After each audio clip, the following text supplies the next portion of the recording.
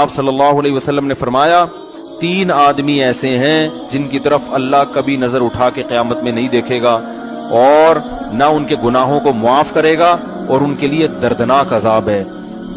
जब ये आपने ये अल्फाज कहे ना, तो हजरत अबू ज़र गिफारी रजी अल्लाह तआला अन्हु बैठे थे। उन्होंने अर्ज किया, या रसूल अल्लाह, खाबू व खसिरू मनहुम या रसूल अल्लाह, ये तो तबाह हो गए, बर्बाद हो गए। इतनी शदीद वईदें आप इनको सुना रहे हैं। 3 दफा आप सल्लल्लाहु अलैहि वसल्लम ने इस कलाम को दोहराया है।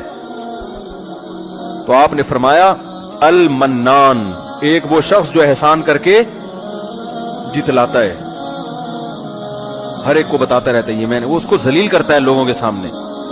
दूसरा, वल मुस्बिलु इजारहु, अपने इजार या शलवार को टखनों से नीचे लटकाने वाला।